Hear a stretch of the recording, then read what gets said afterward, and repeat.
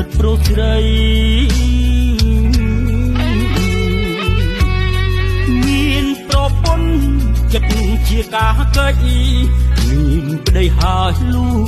មានប្រុសថ្មីកោតចិត្តស្រីចេញធ្វើទៅរួច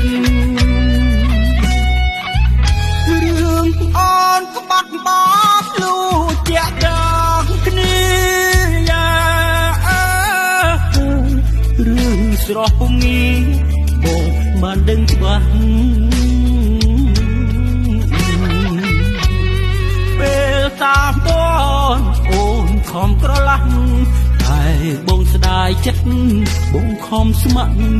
ដេចវោលាក់ចិត្តអូនកាពេញ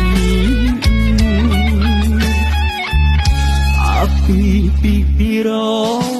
បស់ពួកយើងខ្លាចទៅ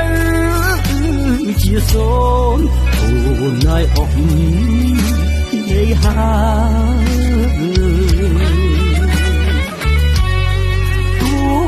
ខ្ញុំនៅស្មោះក៏វាអស់រំលាយសល់ត្រឹមតែក្តីឈឺចាប់លើកអនអញទេនោះផ្ដាច់មុខចោលងាបងឯងស្រណោនោះដូចពីមេ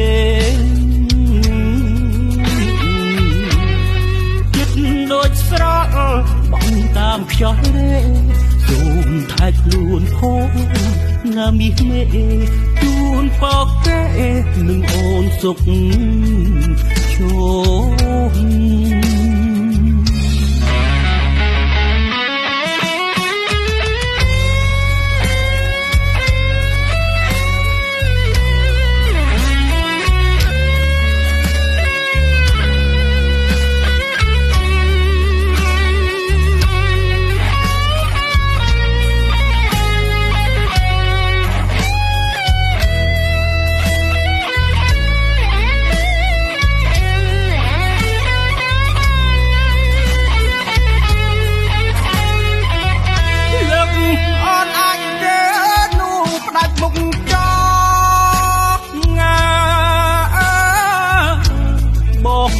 ស្រណោ